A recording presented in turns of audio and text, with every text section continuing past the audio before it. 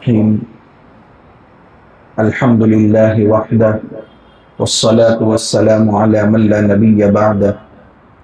أما بعد فأعوذ بالله من الشيطان الرجيم. بسم الله الرحمن الرحيم. الله الذي خلقكم من ضعف ثم جعل من بعد ضعفة قوة ثم جعل من بعد قوة ضعفا وشيبة يخلق ما يشاء وهو العليم القدير. وقال الله تبارك وتعالى في مقام آخر: والله خلقكم ثم يتوفاكم ومنكم من يرد إلى أرذل العمر لكي لا يعلم من بعد علم شيئا إن الله عليم قدير. وقال النبي صلى الله عليه وسلم: طوبى لمن طال عمره وحسن عمله، او كما قال رسول اللہ صلی اللہ علیہ وسلم. قابل احترام بزرگان دین، ہمارے سماج میں ایک طبقہ ایسا ہے جس کو آج سب سے زیادہ اگنور کیا جاتا ہے، سب سے زیادہ نیگلیکٹ کیا جاتا ہے. شریعت میں ان کا کیا مرتبہ ہے، ان کا کیا حق ہے، قدم قدم پر شریعت نے ان کے کیا حقوق بتائے ہیں، وہ ہم سب کو سمجھنے کی ضرورت ہے. اور وہ طبقہ جب عمر کے اس مرحلے میں پہنچ جاتا ہے تو اس کو کیسے بہترین مشاغل میں صرف کریں، اس کے تعلق سے بھی مذاکرہ ہونا چاہیے.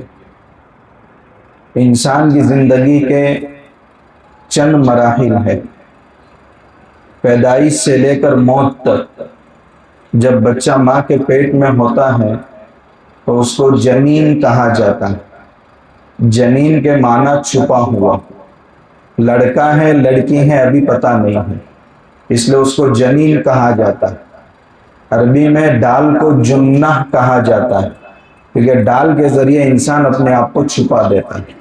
جنت کو جنت اسی لیے کہا گیا ہے کہ وہ انسان کی آنکھوں سے چھپی ہوئی، اور جنات کو جنات بھی اسی لیے کہا گیا کہ وہ بھی انسان کی آنکھوں سے اوجھل.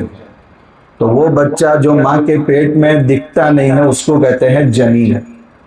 جب وہ پیدا ہوتا ہے تو اس کو کہا جاتا ہے طفلن، بچہ. اس کے بعد ولدن، لڑکا. اس کے بعد کہولت کی عمر میں پہنچ جاتا ہے، ادھیڑ پن کی عمر. اور اس کے بعد ہے شیبہ یعنی بڑھاپے کی عمر.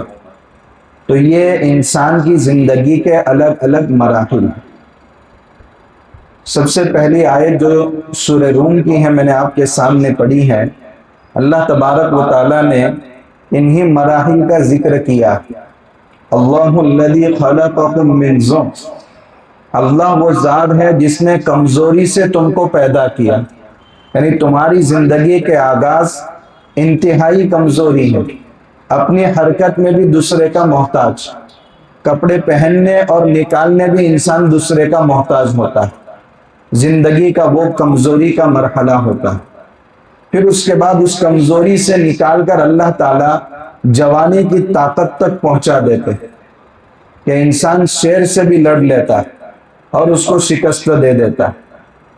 اس طاقت کے بعد من بعد قوت ضعفا وشیبہ، پھر ایک بار کمزوری اور بڑھاپا لوٹ آتا ہے کہ انسان بچپن میں بھی بچپن جیسا کمزور ہو جاتا ہے، یعنی محتاجگی کی زندگی آ جاتی ہے. بڑھاپا کہتے ہیں کس کو؟ بچپن سے بچپن کی طرف،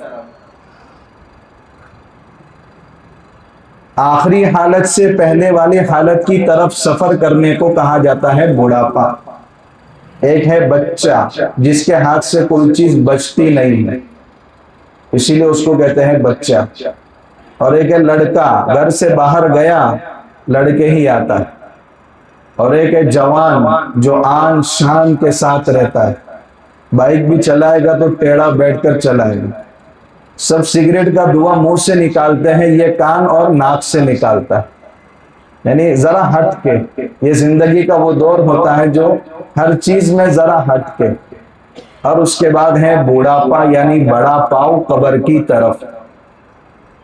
تو یہ زندگی کے مراحل ہیں. دوسری آیت آپ کے سامنے پڑھی تھی سورہ نحل کی. اللہ تعالیٰ فرماتے ہیں واللہ خلقکم، اللہ وہ ذات ہے جس نے تم کو پیدا کیا، ثم یتوفاکم، پھر وہی ذات تم کو موت کی نیند سلا دیتی. تم میں سے بعض ایسے بھی ہیں جو ارذل عمر کی طرف لوٹائے جاتے ہیں، یعنی عمر کے اس حصے کی طرف لوٹائے جاتے ہیں جس میں انسان بوڑھا خسد ہو جاتا ہے. لِكَيْ لَا يَعْلَمَ مِن بَعْدِ عِلْمٍ شَيْئًا، کہ ایک چیز جو جانتا تھا اس عمر میں ایسا ہو جاتا ہے گویا وہ جانی ہوئی چیز کبھی دل و دماغ میں آئی نہیں، ایسے ہی وہ چیز بھول جاتا ہے. سورہ نحل میں جہاں اللہ تعالیٰ نے نعمتوں کا تذکرہ کیا ہے، اس تناظر میں اگر اس آیت کو سمجھا جائے تو اللہ تعالیٰ نے اللہ کے نبی صلی اللہ علیہ وسلم کو اور آپ کی وساطت سے امت کے تمام دعاتوں اور داعیوں کو تسلی دی ہے کہ آپ جس علاقے کے اندر کام کرتے ہیں مایوس نہ. اللہ ہی وہ ذات ہے جو پاخانہ اور خون کی نالیوں کے درمیان سے صاف شفاف دودھ نکالتا ہے. تو اللہ کے ولی پیدا ہوں گے تو ایسی بنجر بستیوں سے ہی پیدا ہوں گے، اس لیے آپ حالات سے کبھی مایوس نہ ہو. اللہ کے ولی آسمان سے گرتے نہیں ہیں، ایسے ہی علاقوں سے اللہ تعالیٰ ان کو اٹھاتے. جیسے خون کی نس ہے، خون کی رگ ہیں اور پاخانہ پیشاب کی نالی ہیں، لیکن درمیان سے اللہ کتنا صاف شفاف دودھ نکالتے ہیں. نہ خون کے قطرے کی آمیزش ہے، نہ پاخانہ پیشاب کی بدبو ہے. تو اللہ ایسے نیک صالح دل والے آپ کی محنت کے نتیجے میں پیدا فرمائیں گے. آپ اپنی محنت سے مایوس نہ ہو. کبھی کبھی حضور کی مخالفت کا زور اتنا بڑھ جاتا تھا کہ عداوت کے عروج تک پہنچ جاتے تھے، تو حضور کو فرمایا گیا یہی لوگ ہیں کہ آپ سے محبت کرنے والے بن جائیں گے، اور دلوں کے اندر جو میل ہے وہ اللہ ان کے دلوں سے نکال دے گا. جیسے کہ ایک انسان جوانی میں پورا کتب خانہ ہوتا ہے معلومات کا، لیکن جب بڑھاپے کی دہلیز تک پہنچ جاتا ہے تو وہ ساری چیزیں ایسے بھول جاتا ہے گویا دل و دماغ میں اس کی معلومات تھی ہی نہیں، ایسی چیزیں بھول جاتا ہے. تو اللہ تبارک و تعالی عداوت کی باتوں کو دلوں سے نکال دیتے ہیں. مفسرین نے اس آیت کے تحت واقعہ لکھا ہے حضرت ثمامہ ابن اسال رضی اللہ تعالیٰ عنہ کا، جو حضور کا چہرہ دیکھ نہیں پاتے تھے، اتنا حسد دل میں بھرا ہوا تھا اور حضور کے قتل کے در پہ ہمیشہ رہتے تھے. ایک مرتبہ اللہ کے نبی صلی اللہ علیہ وسلم نے اللہ تعالیٰ سے دعا کی کہ یا اللہ ثمامہ کو ہمارے کنٹرول میں دے دے. تو صحابہ کرام نے ان کو گرفتار کر لیا اور گرفتار کر کے مسجد نبوی کے ایک پلر سے باندھ دیا ان کو. حضور حجرے سے باہر تشریف لائے، دیکھا کہ ثمامہ بندھے ہوئے ہیں. فرمایا ثمامہ کیا حال ہے؟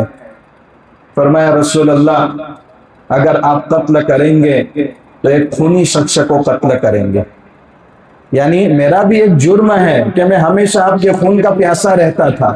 اگر مجھے قتل کیا جا رہا ہے تو ایک مجرم کو قتل کیا جا رہا ہے، اور اگر آپ احسان کریں گے تو آپ کا احسان زندگی پر یاد رکھا جائے گا، اور اگر آپ کو فدیے کی ضرورت ہے تو آپ بتا دیں، آپ کی خدمت میں حاضر کر دیا جائے گا. حضور یہ بات سن کر چل دیے. دوسرے دن پھر واپس یہی گفتگو ہوئی، حضور چل دیے. تیسرے دن جب یہی گفتگو ہوئی تو حضور نے فرمایا ثمامہ کو چھوڑ دو. ان کو چھوڑ دیا. ایک باغ میں گئے، غسل کر کے پھر واپس آئے اور اللہ کے نبی صلی اللہ علیہ وسلم کے سامنے آ کر کے کلمہ شہادت پڑھ لیا اور فرمانے لگے یا رسول اللہ مجھے آپ کے چہرے سے زیادہ کسی کا چہرہ ناپسند نہیں تھا، مجھے آپ کے دل سے زیادہ کسی کا دل ناپسند نہیں تھا، اور مجھے آپ کے شہر سے زیادہ کوئی شہر ناپسند نہیں تھا. یعنی آپ کے چہرے سے بھی عداوت، آپ کے شہر سے بھی عداوت اور آپ کے دین سے بھی عداوت، مگر آج سب سے زیادہ پسندیدہ اگر میری نگاہ میں کسی کا چہرہ ہے تو وہ آپ. کسی شہر سے سب سے زیادہ محبت ہے تو آپ کا شہر ہے، اور کسی کے دین سے سب سے زیادہ محبت ہے تو وہ آپ کا دین ہے. تو حضور نے فرمایا کہ بندوں کے دل اللہ کی دو انگلیوں کے درمیان ہے، کب اللہ چاہے ان کو پھیر دیتا اور وہ ساری چیزیں دلوں سے نکال دیتا ہے جو پہلے دلوں میں تھی۔ تو یہ حالات کی تبدیلی لاتا کون ہے؟ اللہ لاتا ہے۔ اللہ ہمارے دلوں کو بھی برائی سے اچھائی کی طرف پھیر دے، اللہ کے لیے کچھ مشکل نہیں ہے۔ تو عمر کے یہ جو مراحل ہے انسان اس سے گزرتا ہے اور ایک ایسے مرحلے تک پہنچ جاتا ہے کہ پھر اس مرحلے کے بعد اس مرحلے پر انسان ایسا کمزور ہو جاتا ہے جیسا بچپن میں کمزور ہو گئے۔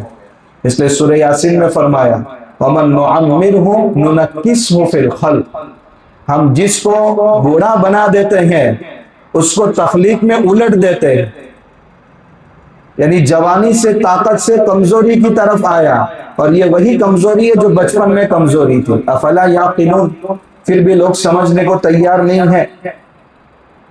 تو یہ زندگی کا وہ مرحلہ ہے جو بچپن کی طرح بہت کمزور ہے۔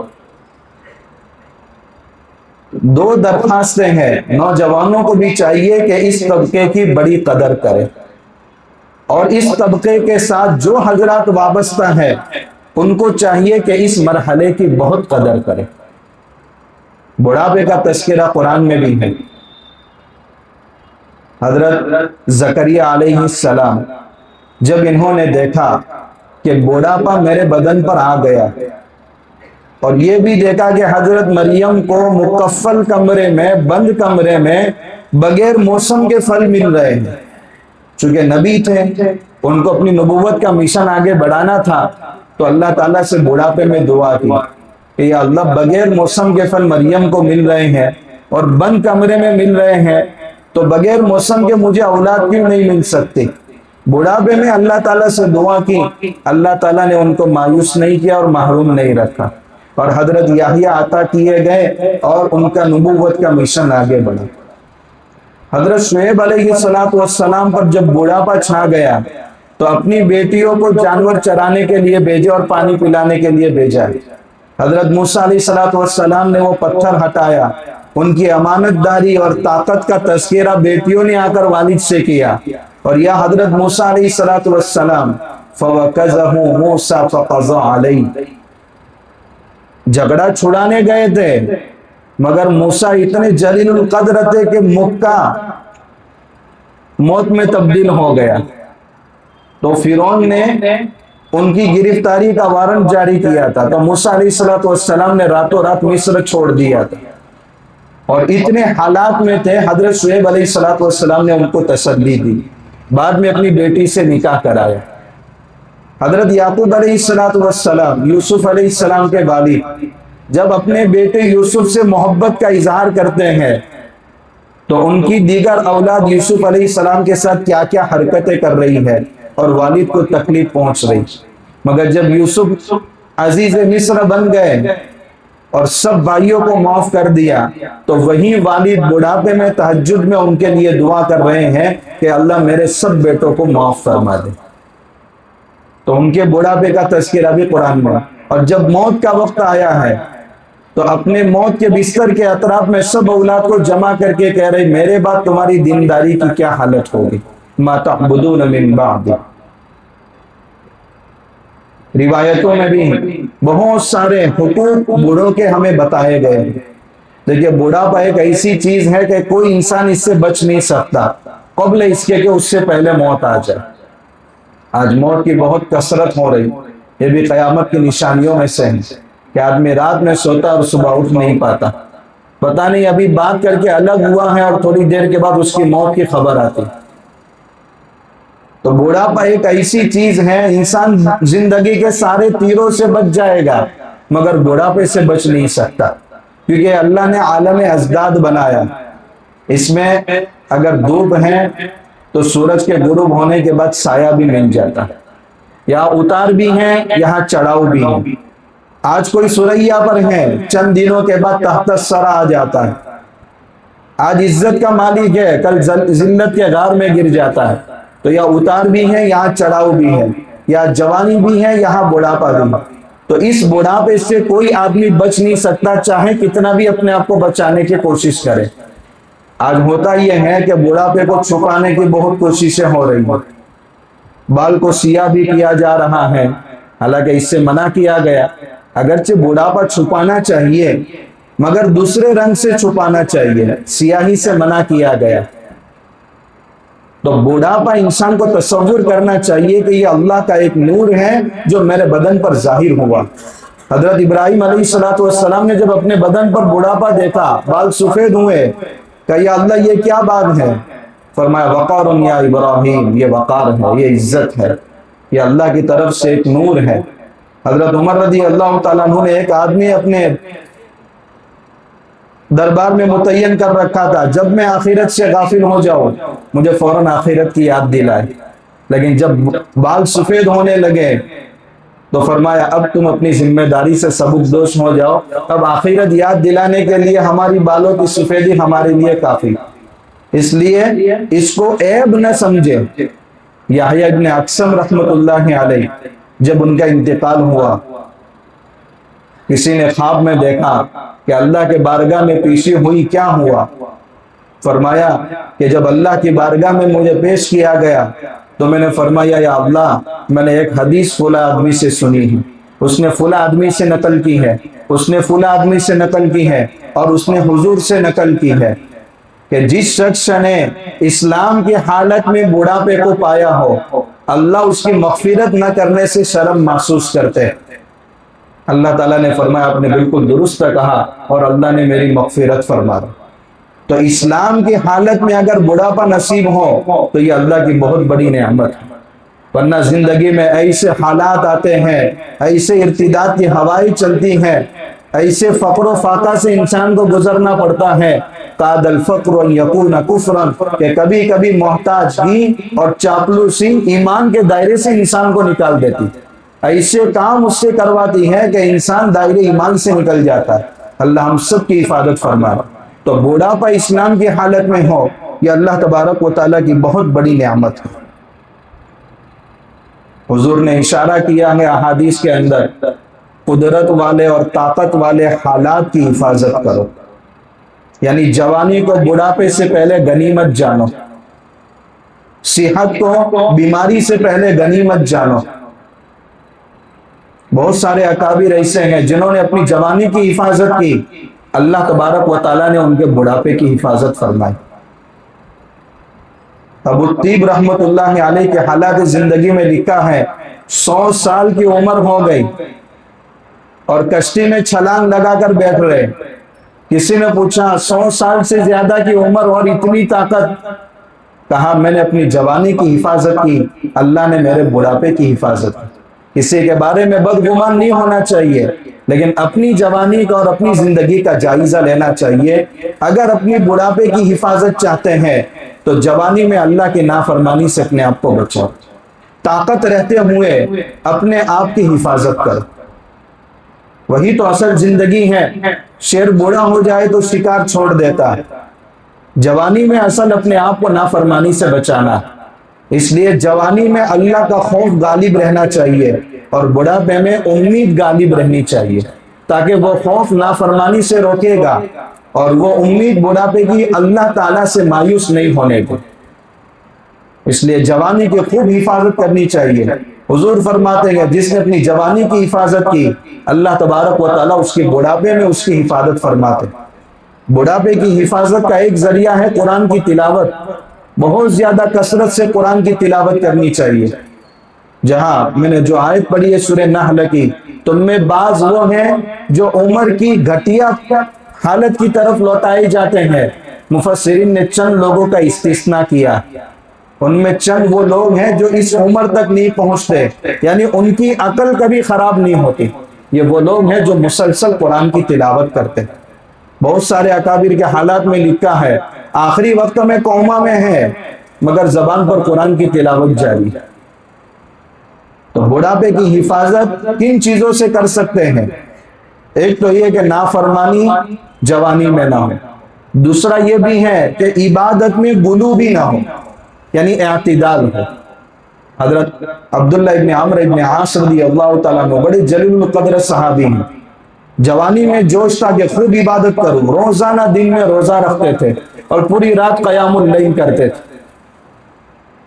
بہت کم عرصے میں قرآن مکمل کرتے تھے۔ حضور کو پتہ چلا، حضور نے فرمایا ان لنفسک علیک حقا ولزوجک علیک حقا، آپ کے اوپر آپ کی ذات کا بھی حق ہے، اس پر بھی رحم کیا جائے، آپ کی بیوی کا بھی آپ کے اوپر حق ہے۔ انہوں نے فرمایا ایک دن روزہ رکھوں گا، ایک دن چھوڑ دوں گا، رات میں تھوڑی دیر سوؤں گا اور تھوڑی دیر تہجد پڑھوں گا، اور 3 دن میں ایک قرآن مکمل کروں گا۔ جب بڑھاپا آیا تب ان کو یہ حضور کی نصیحت یاد آئی اور افسوس کے ساتھ کہنے لگے حضور نے میری عبادت کا جو شیڈیول بنایا تھا کاش اس کے اوپر میں عمل کر لیتا تو آج میں کمزوری محسوس نہ کرتا۔ تو بڑھاپے کی حفاظت جوانی پر موقوف ہے، اس کو نافرمانی میں استعمال نہ کیا جائے، عبادت میں استعمال ہو مگر اعتدال کے ساتھ ہو۔ حضور نے بہت ساری دعائیں سکھائی ہے، قربان جائیے کوئی دعا ایسی نہیں ہے جو ضرورت کی اور حضور نے امت کو نہ بتائی۔ ان میں ایک دعا ہے وَمَتِّعْنَا بِأَسْمَاعِنَا وَأَبْصَارِنَا وَقُوَّتِنَا مَا أَحْيَيْتَنَا، اے اللہ ہمارے کانوں کو سلامت رکھ، ہماری آنکھوں کو سلامت رکھ اور ہماری طاقت کو سلامت رکھ جب تک تو ہمیں زندہ رکھے۔ انسان کسی کا محتاج ہو جائے، یہ محتاجگی کی زندگی بہت خطرناک زندگی، اس لیے حضور نے ایک دعا سکھائی ہے ہماری کانوں کی حفاظت ہو، آنکھوں کی حفاظت ہو اور طاقت کی بھی حفاظت ہو جب تک زندگی باقی رہے۔ دوسری دعا سکھائی اللہم انا نعوذ بک من الحرم، اے اللہ میں بوڑھا خسٹ بننے سے تیری پناہ مانگتا ہوں کہ کسی کا محتاج ہو جاؤ۔ کبھی حضور نے دعا فرمائی اللہم اجعل اوسع رزقی علی عند کبر سنی، اے اللہ روزی کے دروازے میرے اوپر کھول دے جب میرے اوپر بڑھاپا طاری ہو جائے، یعنی انسان کمانے سے معذور ہو جاتا ہے تو حضور نے دعا سکھائی کہ اللہ اسے موقع پر میرے اوپر رزق کے وسعت کے دروازے کھول دے تاکہ میں اس عمر کے زمانے میں کسی کا محتاج نہ رہوں۔ کتنی بہترین دعائیں سکھائی۔ آج امت کا یہ طبقہ موت مانگ رہا، موت کی دعا نہیں کرنی چاہیے، موت کی تمنا نہیں کرنی چاہیے، بلکہ اللہ سے دعا کرنی چاہیے اللہ جب تک زندگی میرے لیے بہتر ہو زندہ رہ، اور جس دن موت میرے لیے زندہ رہنے سے بہتر ہو مجھے موت عطا فرما۔ اس لیے کبھی اس مرحلے سے انسان کو مایوس نہیں ہونی چاہیے، عمر کو ایک نعمت سمجھنا چاہیے، عمر ایک نعمت ہے، بڑھاپا ایک نعمت ہے، شرط یہ ہے کہ وہ اچھے اعمال کے ساتھ۔ بڑھاپا اللہ کی بہت بڑی نعمت ہے، شرط یہ ہے کہ آخرت کی فکر کے ساتھ ہو۔ بڑھاپا اللہ تعالیٰ کی بہت بڑی نعمت ہے، شرط یہ ہے کہ اللہ کی طرف دین بدین توجہ بڑھتی جا رہی ہے، اللہ سے ملاقات کا شوق بڑھتا جا رہا ہو۔ اس لیے حضور نے فرمایا طوبی لمن طال عمرہ وحسن عملہ، خوشخبری ہے ایسے لوگوں کے لیے جن کی عمر بھی بڑھتی جا رہی اور نیک اعمال بھی بڑھتے جا رہے، ورنہ اگر نیک اعمال میں اضافہ نہیں ہو رہا تو ایسے جینے کا کیا فائدہ؟ بے عملی کا جینا کوئی جینا نہیں ہے کہ دن بدن عمر تو بڑھتی جا رہی ہے مگر اعمال میں کوئی اضافہ نہیں ہو رہا۔ تو عمر اور بڑھاپے کو اللہ کی نعمت سمجھنا چاہیے، شرط یہ ہے کہ وہ نیک اعمال کے ساتھ۔ اس لیے انسان کو اس عمر میں فکر کرنی چاہیے کہ میرے نیک اعمال میں، میری آخرت کی فکر میں، اللہ کی طرف توجہ میں اور قبر کو یاد کرنے میں کتنا دن بدن اضافہ ہو رہا۔ اور نوجوانوں کو اور اولاد کو چاہیے کہ سماج کے اس طبقے کی بڑی قدر کرے، اگر عمر میں اضافہ چاہتے ہیں تو صلہ رحمی کریں، والدین کے تعلق سے رحم اپنے دلوں میں پیدا کریں، سماج کے بوڑھوں کے تعلق سے رحم اپنے دلوں میں پیدا کریں۔ آپ بھی جب اس مرحلے پر پہنچیں گے اللہ اس سے اسباب پیدا فرما دیں گے کہ آپ کا اکرام کرنے والے بھی لوگ ملیں گے۔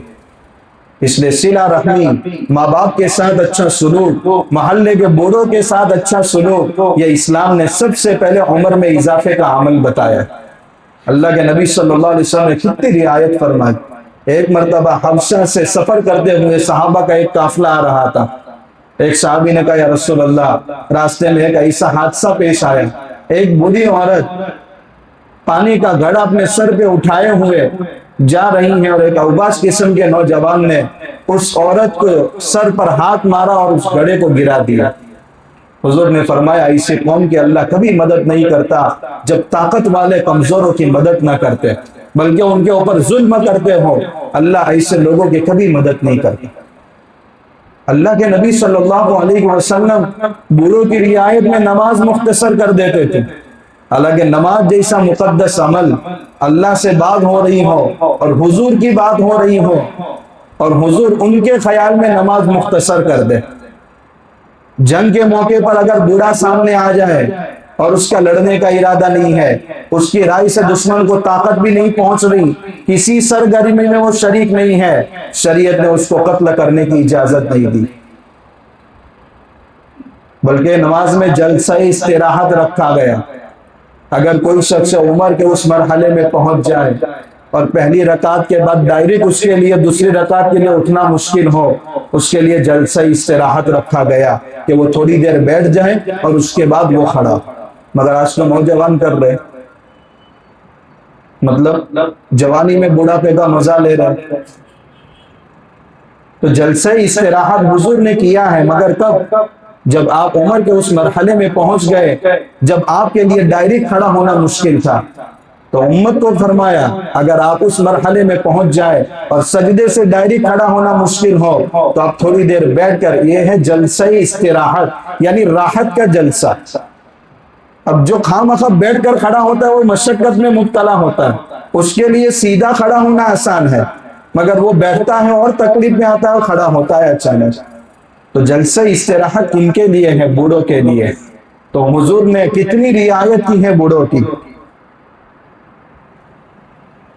چھوٹوں کو ترغیب دی گئی، بڑوں کو سلام کریں۔ اس کا یہ مطلب نہیں کہ بوڑھے انتظار کریں، میں بڑا ہوں، میرا ایک مقام ہے، جب تک وہ سلام نہیں کرتا میں نہیں کروں گا، نہیں، سلام میں پہل کرنے والا کی برس سے پاک پاک۔ لیکن بڑوں کو ترغیب دی، چھوٹوں کو ترغیب دی گئی، اپنے بڑوں کو سلام کرو۔ ایک مرتبہ ایک صحابی جو بہت بوڑھے تھے حضور کی مجلس میں آئے، کوئی ہلچل نہیں ہوئی، کسی نے جگہ نہیں دی۔ حضور نے دیکھا کہ ان کی توہین ہوئی ہے، تو آپ صلی اللہ علیہ وسلم کی زبان مبارک سے الفاظ نکلے، لیس منا من لم یرحم صغیرنا ولم یوقر کبیرنا۔ ہماری جماعت کا آدمی نہیں ہے جو ہمارے چھوٹوں پر رحم نہ کرے اور ہمارے بڑوں کی تعظیم نہ کرے۔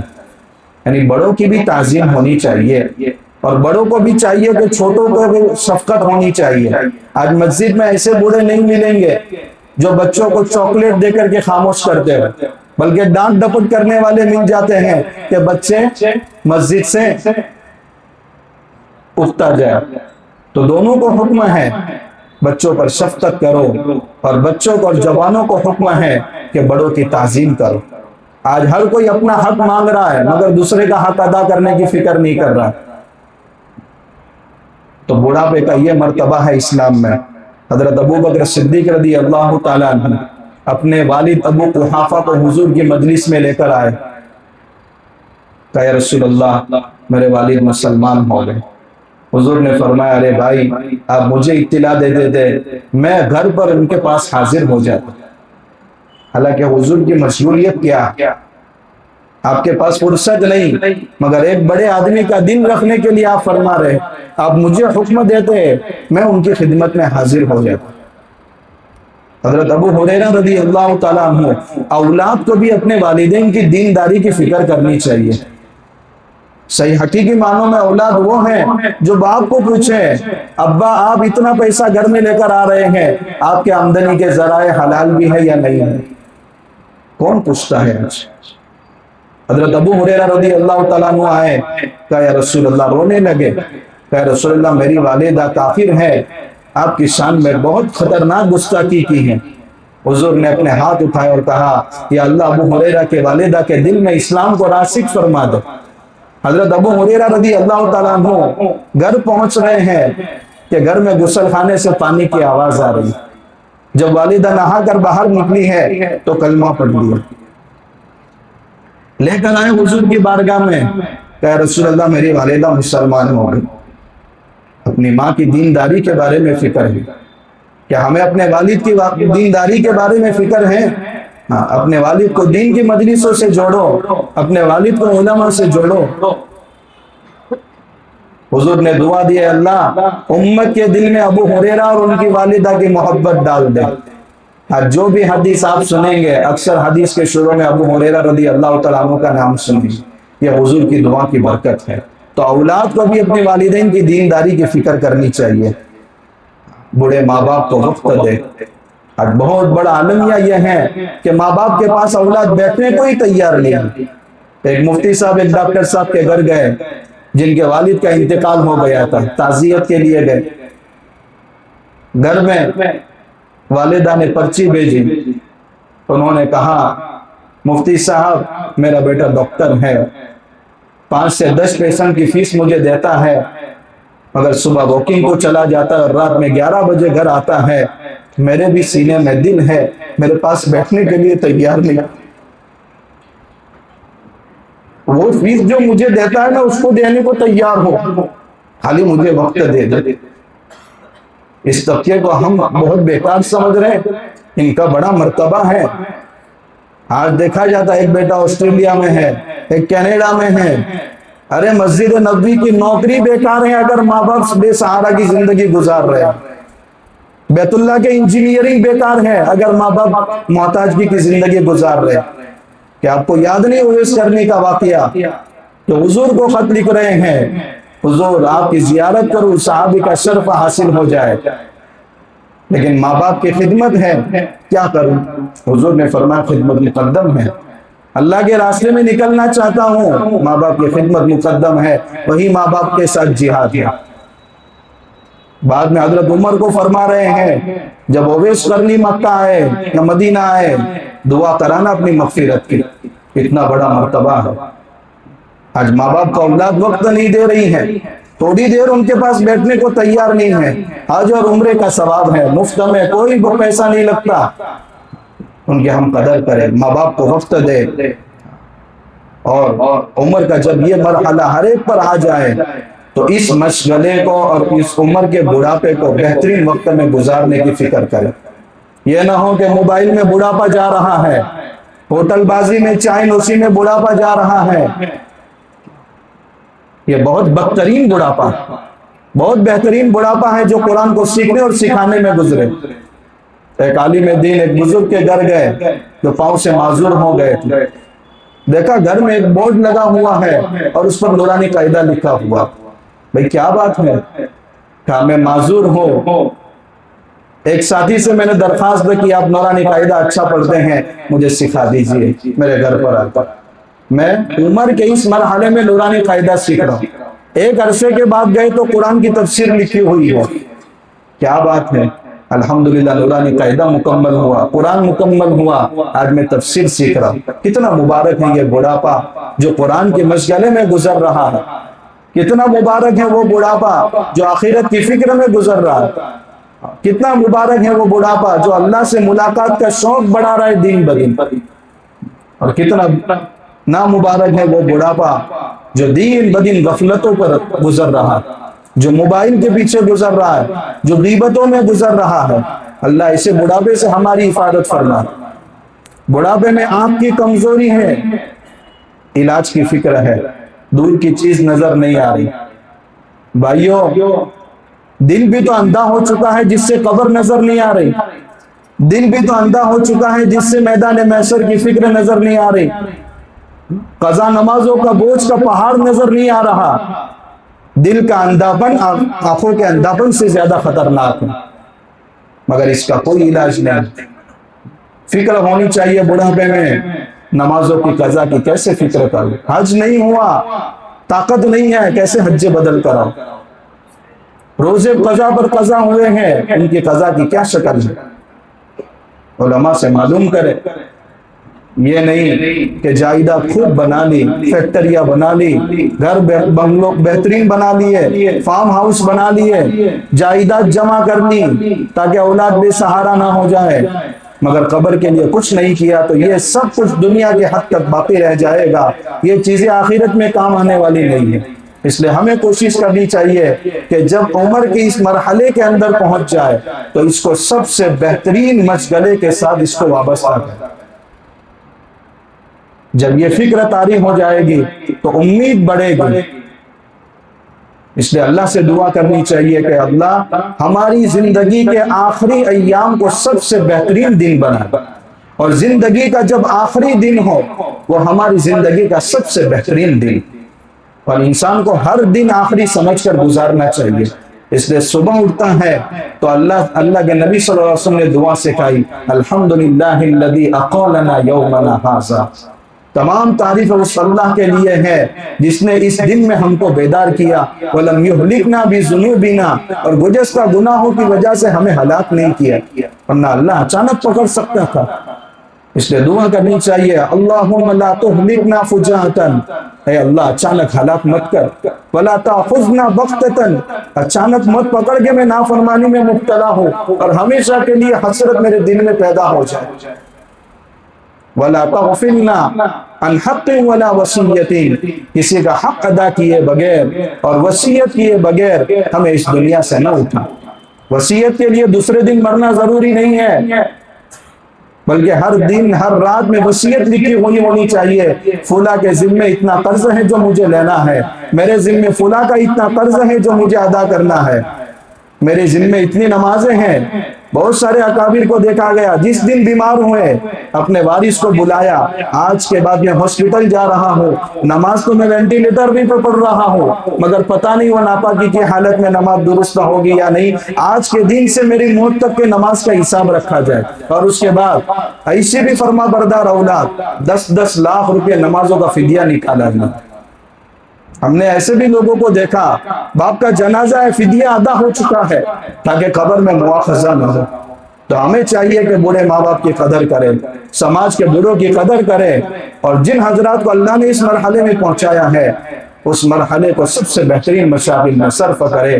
اللہ تبارک و تعالیٰ سماج کے اس طبقے کی ہمیں قدر کرنے کی توفیق عطا فرمائے، اور اس مرحلے کو سب سے بہترین مشاغل میں صرف کرنے کی توفیق عطا فرمائے۔ وآخر دعوانا الحمدللہ رب العالمین۔